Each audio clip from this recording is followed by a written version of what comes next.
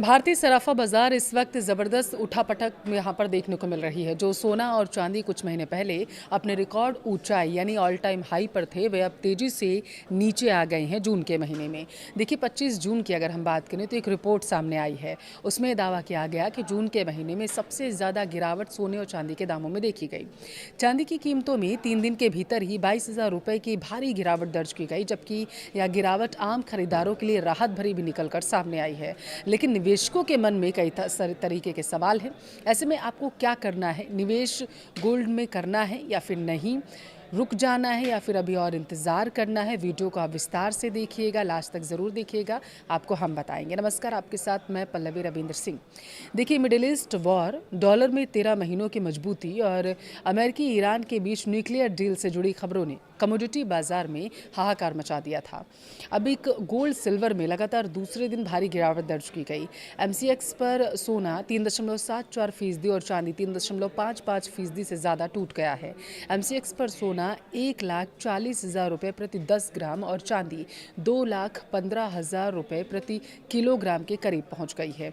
Gold silver में गिरावट का असर भारतीय सराफा बाजार में भी देखने को मिला। बताया जा रहा है कि India Boolean and jewellers association द्वारा 24 कैरेट सोना 2,817 रुपये और गिरकर अब जो है 1,42,178 रुपये प्रति 10 ग्राम तक पहुंच चुका है। वहीं चांदी 5,448 रुपये सस्ती होकर 2,22,035 रुपये प्रति किलोग्राम पर पहुंच गई है।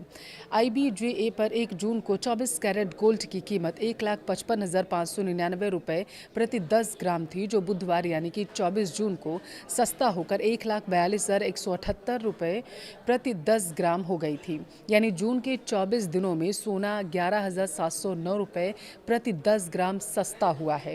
वहीं पिछले 24 दिनों की अगर हम बात करें तो चांदी 41,215 रुपये सस्ती हो चुकी है। 1 जून को चांदी की कीमत 2,63,250 रुपये थी, जो आज 2,22,035 रुपये प्रति किलोग्राम तक पहुंच गई है। अब सवाल ये है कि आखिर सोने चांदी में इतनी बड़ी गिरावट क्यों दर्ज की गई है? इसे लेकर एक्सपर्ट्स ने 4 वजह बताई हैं।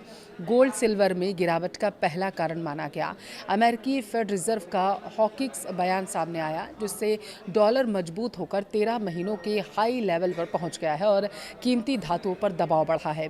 दूसरा ये कि गोल्ड और सिल्वर के मार्केट सेंटिमेंट कभी कमज़ोर हो चले हैं और तीसरा ये कारण माना गया जो बड़ा है कि गोल्ड सिल्वर के नज़दीकी कॉन्ट्रैक्ट की एक्सपायरी, जिसकी वजह से ट्रेडर्स पोजीशन बंद कर रहे हैं। चौथा कारण ये कि सबसे बड़ा माना जा रहा है जियोपॉलिटिकल टेंशन और अमेरिका ईरान के बीच न्यूक्लियर डील से जुड़ी खबरें, जो निवेशकों का रुख अब लगातार बदलती हुई नजर आ रही हैं। देखिए, अमेरिकी डॉलर 13 महीनों के सबसे ऊंचे स्तर पर पहुंच गया है। डॉलर इंडेक्स 101.4 के पास है। फेड चेयर के हॉकिस बयान के बाद सितंबर में रेट हाइक की संभावना बढ़ चुकी है। मजबूत डॉलर और ऊंची ब्याज दरें गोल्ड जैसी नॉन यील्डिंग संपत्ति के लिए बड़ी मुसीबत बन चुकी हैं। इसके अलावा मिडिल ईस्ट तनाव के बीच US ईरान के बीच अंतरिम शांति फ्रेमवर्क से जियोपॉलिटिकल टेंशन कम हो चुकी है, जिससे गोल्ड का सपोर्ट घट गया है। देखिए, स्पॉट गोल्ड जो है वो बताया जा रहा है कि $4,020 के नीचे गिरकर 7 महीने के लो पर पहुंच गया है। MCX गोल्ड में भी तकरीबन 3.74% की गिरावट दर्ज की गई है और भाव जो है वो 1.41 लाख रुपए के आसपास पहुंच गया है। चांदी में और भी ज़्यादा गिरावट दर्ज की गई है। इंडस्ट्रियल मेटल्स की कमजोरी और अमेरिकी टेक शेयरों की बिकवाली ने सिल्वर को 6 महीने के निचले स्तर पर लाकर धकेल दिया है। MCX पर चांदी टूटकर 2.17 लाख रुपए प्रति किलोग्राम तक पहुंच चुकी है और फिलहाल अभी कमोडिटी मार्केट में दबाव बना रह सकता है। अभी निवेशकों को सावधानी बरतने की सलाह दी जा रही है और लंबे समय का नज़रिया बनाए रखने की भी सलाह दी गई है। बाजार विशेषज्ञों का मानना है कि यह गिरावट एक करेक्शन है। इसका मतलब ये नहीं है कि सोना चांदी की वैल्यू ख़त्म हो गई है, बल्कि यह बाजार की अपनी प्रक्रिया है जो ज़्यादातर कीमतों को संतुलित कर रही है।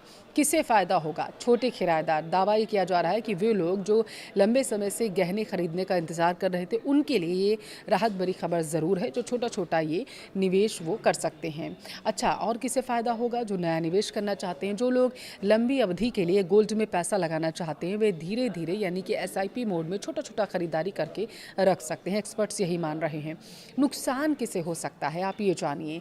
देखिए, शॉर्ट टर्म ट्रेडर्स जिन्होंने जनवरी के उच्चतम स्तर पर खरीदारी जारी की थी और अब वे फंस चुके हैं। इमरजेंसी फंड अगर आपने अपनी आपातकालीन पूंजी सोने में लगा रखी थी तो अभी उसे बेचने पर आपको भारी नुकसान उठाना पड़ सकता है, क्योंकि दाम कम हो चुके हैं। गहने खरीदने से पहले आपको ज़रूर याद रखना है गिरावट कितनी ज़्यादा किस दिन दर्ज की जा रही है। आपको किन बातों का ध्यान रखना है?